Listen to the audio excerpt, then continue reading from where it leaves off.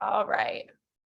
Okay, so like I just mentioned, we're going to be making chickpea salad today, which you can use as a vegetarian or vegan. You can make it vegan easily as well. Tuna salad or chicken salad. So the first thing we're going to want to do for this recipe is open, drain, and rinse both cans of our chickpeas. So we need 2 cans of chickpeas. So if you want to get those out, and then a can opener of sorts to get that open. And when you open cans like this, you want to be careful because when you open and the top metal part comes off, it is sharp. So you just want to keep an eye out for your fingers when you open these and be extra careful so you don't cut your fingers at all. So you just want to carefully lift it, and then I'll show you guys how I dispose of them so that there's no sharp edges out.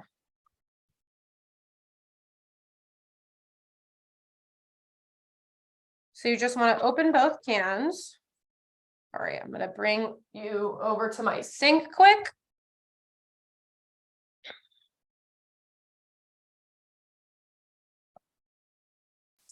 So I just have a big colander like this. I'm just going to pour both of my cans of chickpeas into the colander. That way all the liquid comes out.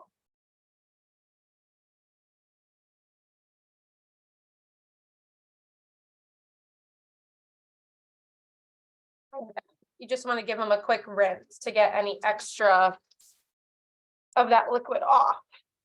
So I'm just running them under the water.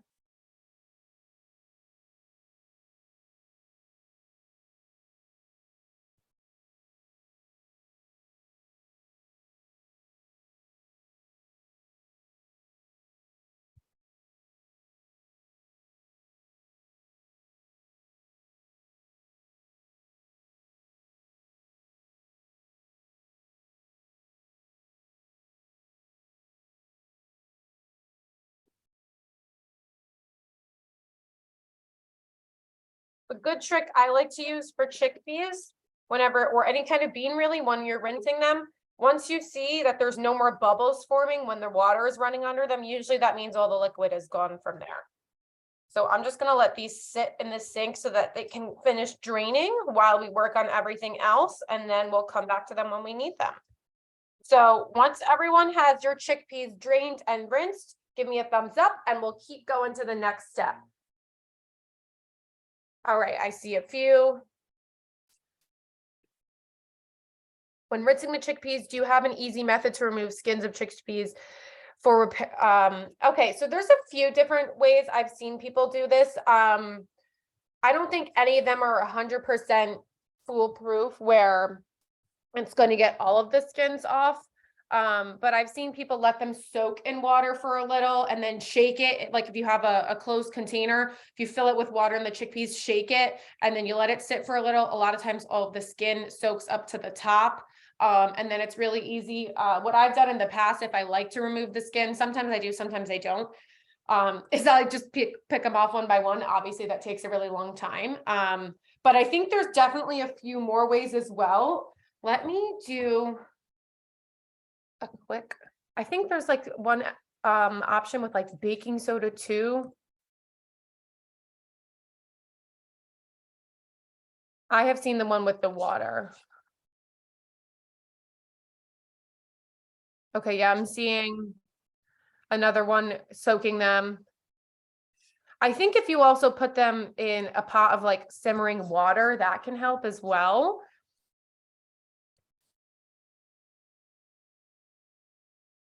There's a few ways, but sometimes I don't feel like trying anything and then I just pick them off myself, but obviously that is very time consuming.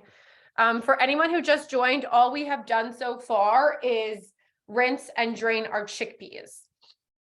And then before we go on to the next step, I'm not sure if anyone else does this too, but remember I said that these are really sharp. So what I like to do when I throw these cans in the recycling is I take my thumb and I push the sharp edge down into the can and then squeeze it tight. That way the sharp edge won't hurt you or anyone else when disposing of it. So that's what I like to do, just to be extra careful. But for now. We'll let those chickpeas sit a little bit so they continue to drain. Now we're going to work on our celery. So we're going to need 1 to 2 stalks of celery for this. I'm going to quickly rinse mine because I've got a lot of dirt on mine here. If you see, that'll easily come off with some water. So I'm just going to quickly rinse. You guys can do the same if you need to. I'll be right back.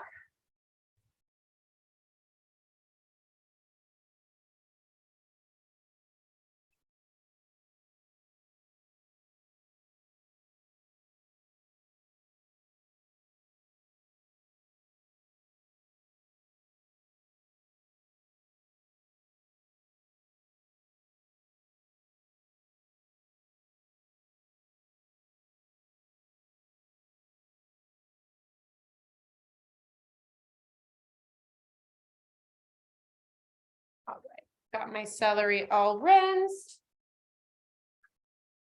Is everyone ready to start chopping? Thumbs up if you are. Okay, great. It looks like everyone is from those that I can see. So I'm going to be using 2 stalks of celery. You can use more, you can use less, depending on how much you like. I like the crunch that it gives, so that's why I'm doing 2. So with celery, I usually like to cut off the top and the bottom. So that's what I'm going to do first. I'm just going to line up both of my stalks here and just snip the top off quick. And then for the bottom, I don't want to cut off all of this large part, but most of what's white, because it just doesn't have as much flavor or crunch, I'm going to cut off. And then we're going to start with 1 stalk at a time.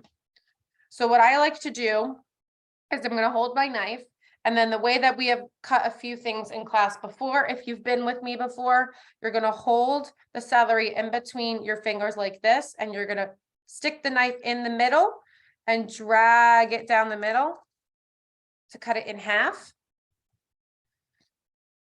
And then you can cut pieces this size, or if you wanted to make them smaller again, you can carefully do that again so that we have some smaller pieces, and cut each of those in half. So that gives you 4 strips of celery. If you want, you can do just the 2, whatever is the size that you guys prefer. Then you're going to take your 4 stalks and just make as small pieces as possible using that rocking motion that we have in the past to get these small pieces of celery. You can make them bigger if you want. Just remember to be careful of your fingers.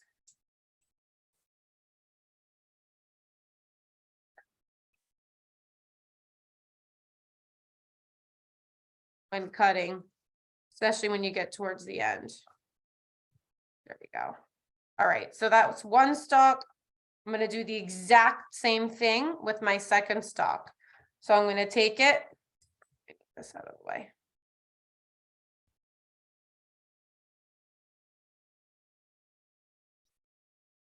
I'm holding the celery in between my thumb and the rest of my fingers, and I'm carefully dragging the knife down the middle.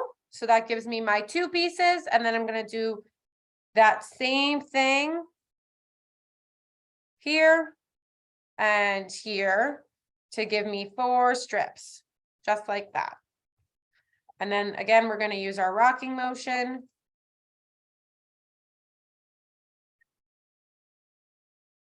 to get those nice bite-sized pieces.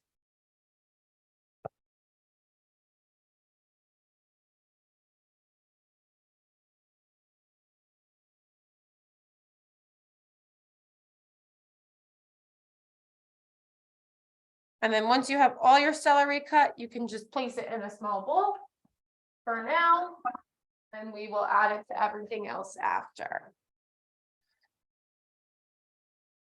So I'm just going to do that.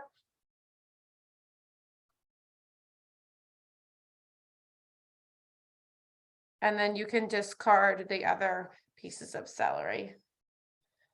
If you have a disposal in your sink, it's better to not put the celery down the disposal because it's really stringy. So it doesn't really, it can mess up your disposal. So I always just throw celery out rather than sticking it down there if you guys have one. How is everyone doing? Does anyone need more time with the celery? Or are we all set? Joshy, I see you're still cutting. Good job. I see a bunch of thumbs up. I'll give it a minute and then we can keep going.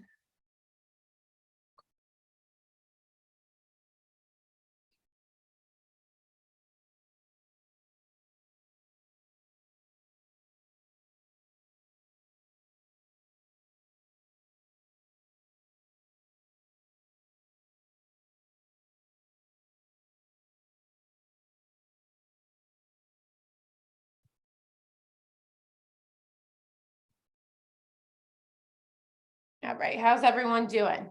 Does anyone need more time?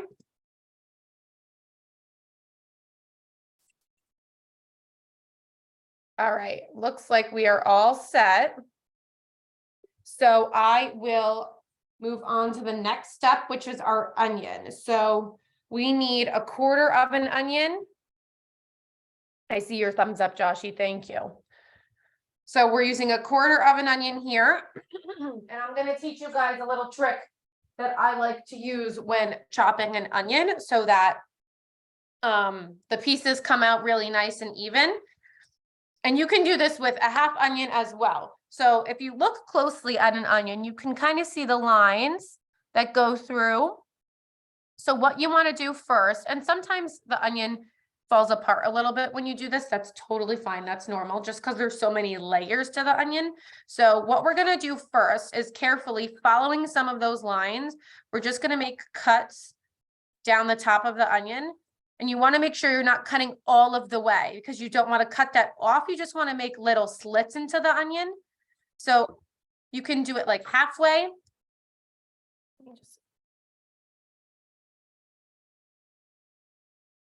So if you look, you see my knife isn't going all the way through the onion. It's just stopping over here. And I'm following those lines that the onion naturally has. So it's making the cuts very similar in size. So I made about maybe 8 or so cuts, maybe a few more. All right, and if for anyone who has just joined, we are now on step 3 of the recipe. We have rinsed and drained our chickpeas. We have chopped our celery, and now we are working on chopping our onion.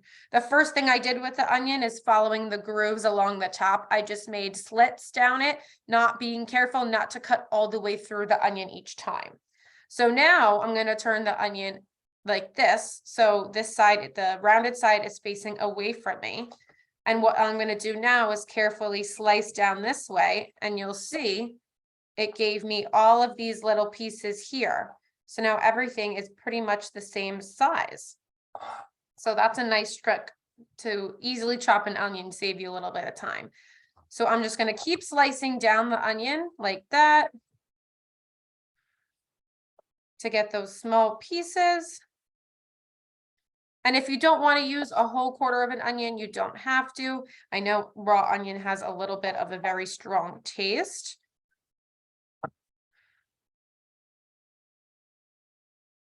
Right, so I got down my whole onion.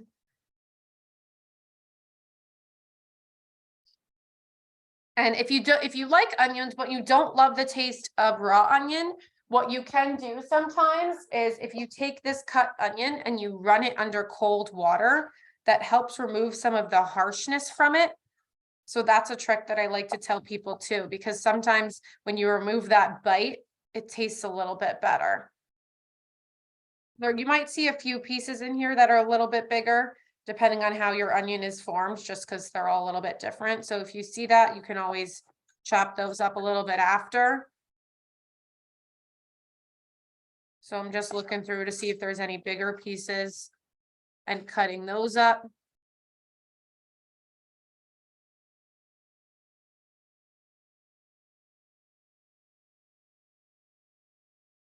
few long ones I had lingering.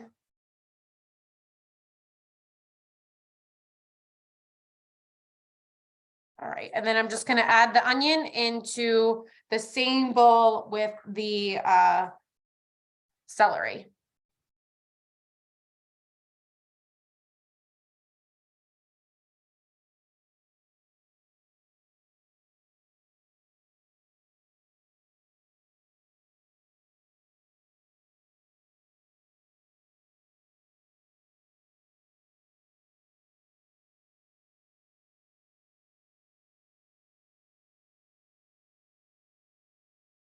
How's everyone doing with the onion? Does anyone need any more time? We still chopping? If you're all ready, just give me a thumbs up.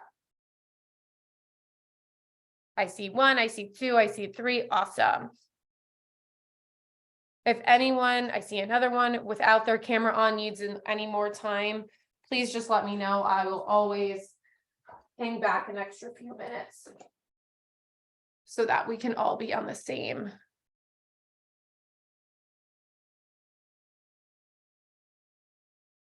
I see another one. Okay, great. So next we're going to chop our parsley. So I have my parsley here. This is another thing I always tell people, to store herbs in a glass with a little bit of water. It usually helps them to stay fresh a little bit longer. So I have my parsley in here. I'm just going to take out a few because we need 2 tablespoons. So I'm just going to take out a few from this jar. A few stems, I should say.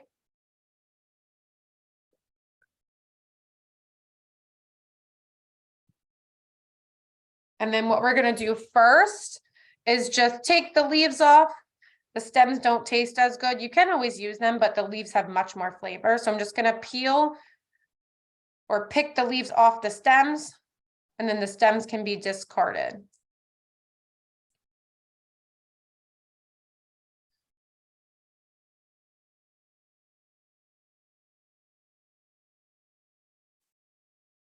Probably don't even need all of this.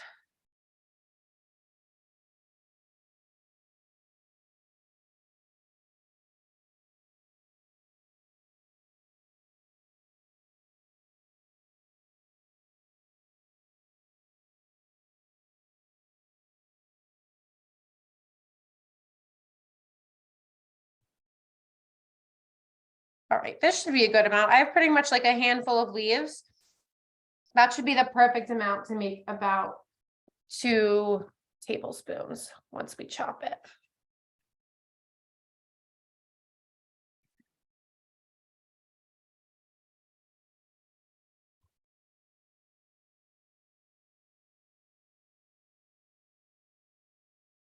All right, and for anyone who has just joined, we are working on step 4. We have rinsed and drained our chickpeas, we've chopped our celery, we've chopped our onion, and right now we are working on chopping our parsley. So we picked all of the leaves off of the stem of the parsley, and now we're going to go ahead and start chopping.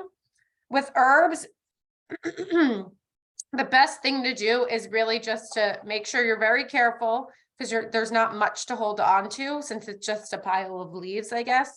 So you just want to keep going with that back and forth motion. And that's going to give you more of a rough chop. And then you just, every time you go through the whole pile, you just want to gather it together again. Give it another chop through. Turn it around a little bit. And then you can just keep going back and forth like this. And you want to make sure you keep your other hand on top of the knife. That helps to keep it stable, and your fingers out of the way of the blade as well.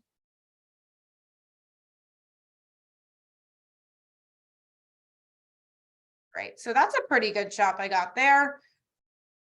You can always make it more or less fine depending on your preference. And then I'm just going to add this parsley into the same bowl as the onion and the celery from before.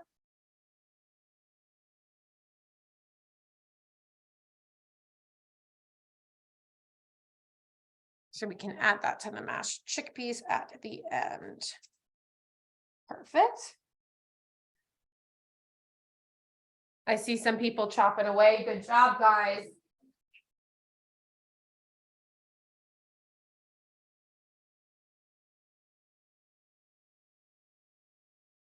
All right, I'm gonna give it 1 more minute and then we can move on.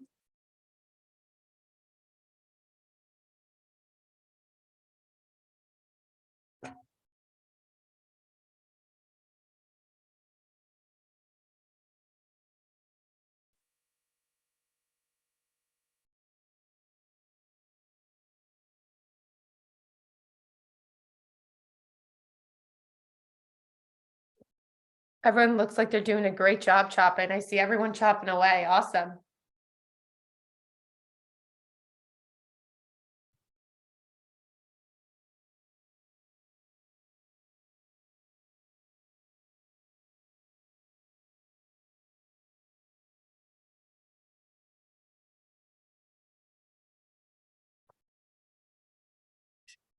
All right, is everyone good? Thumbs up, or do we need any more time at all? Awesome. I see a bunch of thumbs up. Okay, great. So now we are going to take our chickpeas from before. They should be all nice and drained now.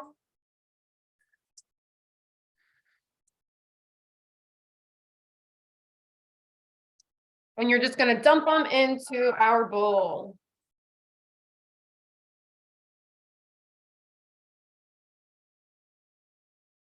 I have a little bit of liquid left in mine, so I'm just going to take a paper towel quick and just kind of pat them in there and gather up any excess moisture.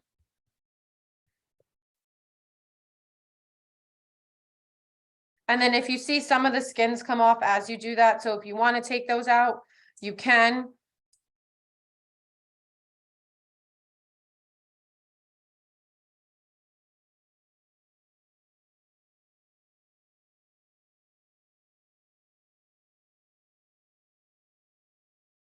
Just want to get it some little bit dry. Okay, so if you have a masher, you can use a masher for this step. I just have a fork, so I'm just going to use, I have a serving fork, so it's a little bit bigger. So I'm just going to use that since we have a lot of chickpeas, but you're pretty much just going to take your fork or your masher or whatever it is you are using and just press down into the chickpeas. And we're just going to keep doing that until you get the desired size and consistency of your chickpeas. If you want it to be more like pasty, that's going to require a little more mashing. If you want it to just be like a few chunks, that won't be as much. It'll also come together once we add all of our wet ingredients as well. But just mash down. If you press up against the sides of the bowl, that'll get some of them smushed as well. And I'm making sure just to grab anything that sticks to the sides as well, so we don't lose any of that.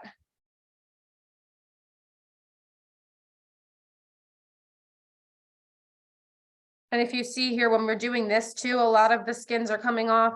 So if that's something that, if you don't like the texture of the skins, or if you don't like the taste of them or the feel of them, you can always take those out beforehand, or when you see them start to separate like this, you can remove them. It's really just up to your preference and what you like.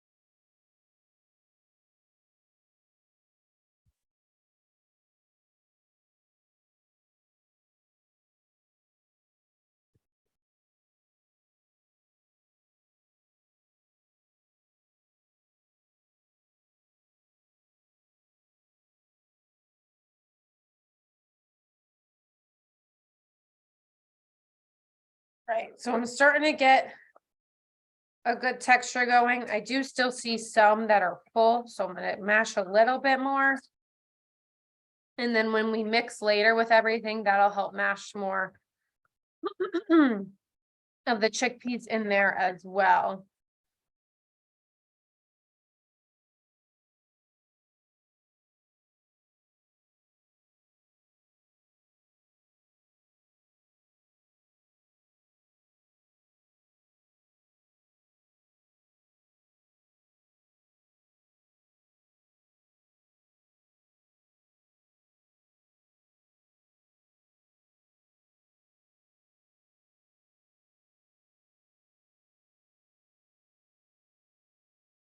All right. I am almost at the consistency I want. And as you see, this recipe is good because it gives you a bunch. So this is something that you could have for dinner. It's something that you can make in the beginning of the week to have for lunch throughout the week. You can bring it to school. You can have it as a snack during the day. You can eat it on its own. You can put it on a sandwich like you would any other kind of like tuna or chicken salad. You can eat it with crackers. You can put it on top of a salad. It's very versatile, which is good. And you can always add more or take out ingredients from what we're putting in. Okay. So if you look at mine, you can see that like when I mash it down, it's almost like all a little bit like a paste, but there's also still plenty of chunks in there. So I think I am at the consistency I would like. So that should be good for me for now. Lost some on my cutting board, so I'm just going to put that back in.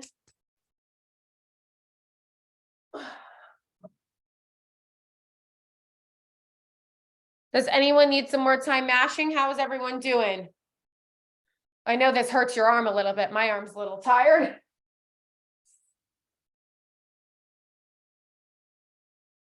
Give me a thumbs up when you are all set, and then we can keep going to the next step.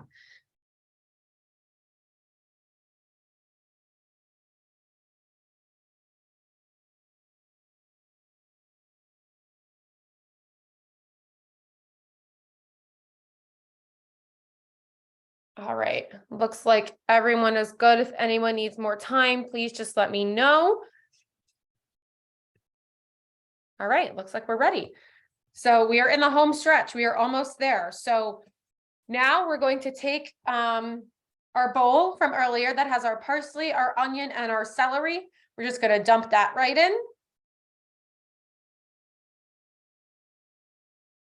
Make sure you get everything out of there. So dump that in, and then we can move on to the wet ingredients.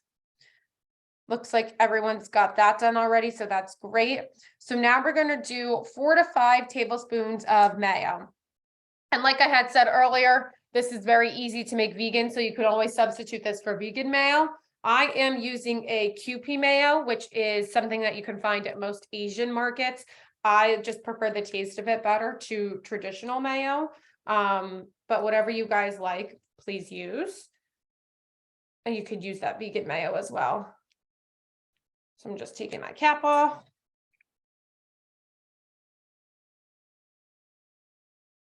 All right, so we need, I'm going to start with 4 tablespoons, and then we can always add more. This is again just something that comes down to preference when it you get to taste and texture.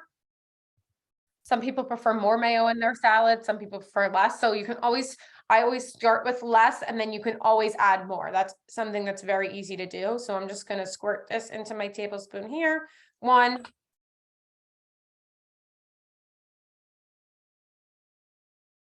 2,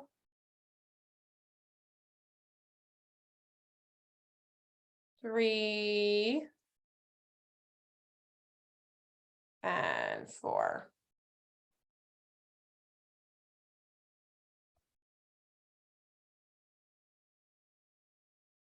For anyone who's joining now, we are on step 8 of our recipe. We're adding in our wet ingredients now to the chickpeas and the vegetables and the herbs. And once you have your mayo added, give me a thumbs up.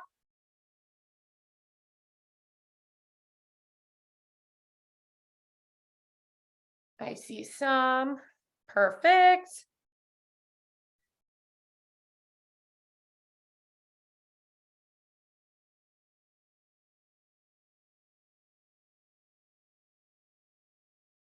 All right, so now we can add our mustard. So we're using Dijon mustard. This is obviously something that you can omit as well if you don't like the taste.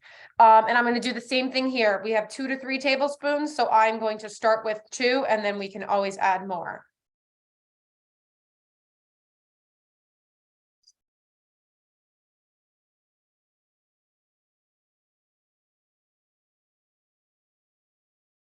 So there's one.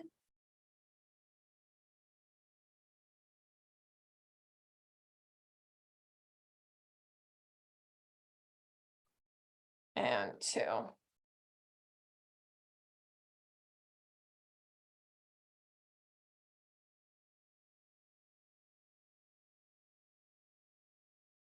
right. Once you've had your mustard added, give me a thumbs up one more time. And then we can add our last ingredient and mix. I see Kristen, great. Caitlin, I see you, awesome. Joshy, thumbs up, awesome. Hannah, thank you. Okay, does anyone need more time or are we all set? Okay, Mike, I see you, great. Okay, so now we're just gonna add some salt. We need a half teaspoon. I'm just gonna do, I have a little grinder here. I'm just gonna do 2 scrunches, maybe 3, and then that should be fine. You can always add more also when tasting. So after you put that in, just feel free to go ahead and start mixing everything together.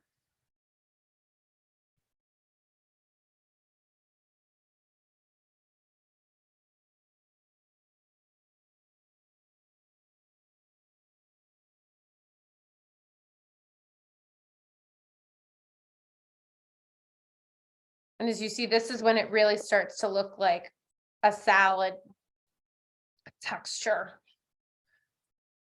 Because the mayonnaise and the mustard really just brings it all together and combines all of the ingredients. I'm guessing based on the look of this, I'm not going to need to add any more.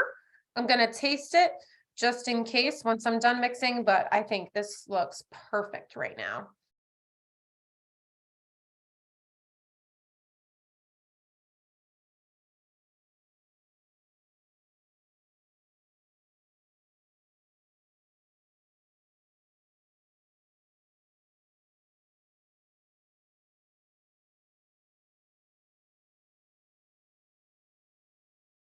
So this is what mine looks like. I think I don't need to add any more mayo or mustard. I think this is perfect.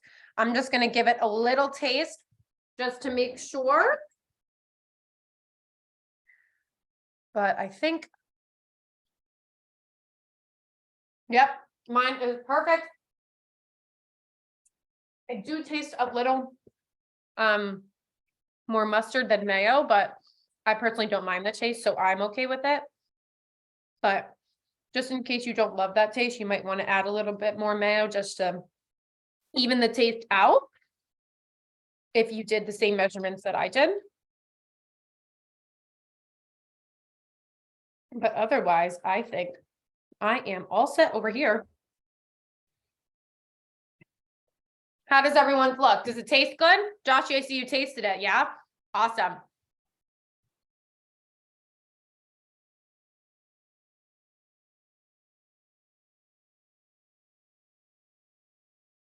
And this should last, I know this is a big batch that we made too, so if you guys make it again, I think this should last in the fridge for a week, maybe a week and a half.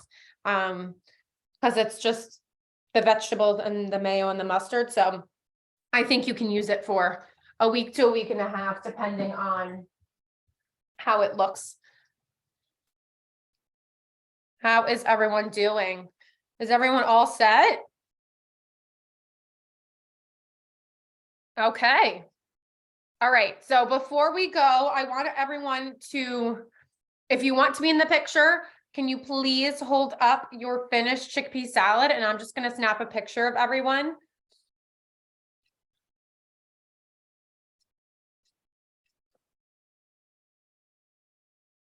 I'm going to wait till everyone's all set and then I will give a countdown. All right. Okay, ready?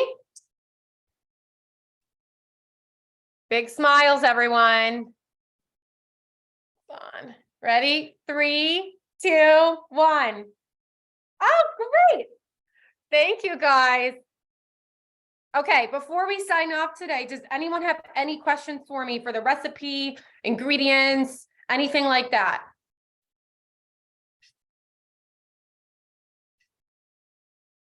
Okay. I have a question. Yes. Did we use a giant eggplant in the eggplant lasagna? What was that? About in the lasagna pan? Yes. Did we use No, he's asking about a different class. Yes. So Oh. we can be. use a giant eggplant? They've got big seeds. Oh, did Okay, you make we'll like look at the an recipe. eggplant lasagna? Yes. Yeah, it's a different recipe, but she wasn't doing it. How big was the eggplant? Oh, we did zucchini. Oh, you did zucchini. How big was it? Was it big? This big. Oh, wow. I see in the summer, the zucchinis are really, really big. Whoa. Did it taste good? It was good. Yeah, and I've got to say, and then What about this? Was this good? Yes. Okay, we and- just talked about this class. Yeah, and then the teacher held up a sample of eggplant, and I saw about 8 seeds. Wow. And you Wow. said, luckily we don't have that. Okay, now we're gonna go back on mute. Thank you, Joshi. All right, if there's any more questions, hold on, is there anything to substitute the celery? I'm trying to think. You could always do, if you want the crunch, but you don't love the taste of celery, sometimes you could use like romaine lettuce, and you can cut that really small because the ribs of the romaine lettuce have that nice crunch. You could do that. You could do cucumber if you wanted to. That has a good crunch too. Serena said carrots. That is good to do too. I'd say onion, but we did put onion in there as well already. But yeah, you could do romaine, you could do carrots, you could do cucumber, anything that you want. You could also add more herbs to it. Some people will put like dill in theirs if you like the taste of fresh dill. There's so many different ways that you can adjust this recipe. Thank you for that question. All right, I think we are all set otherwise. Like I said in the beginning of class, just keep an eye out on your emails for upcoming dates for the next few months, or keep an eye out on our Eventbrite page as well. We should be finalizing that this week. So we should have the next few classes planned out. I will be teaching those as well. So I hope to see you guys then. Thank you for joining today. I hope you guys like your chickpea salad. I'm going to have some for my lunch now. I see we got some Ritz crackers that we're going to eat with it. I think that's great. But thank you guys, and I'll see you guys next month. Okay, bye.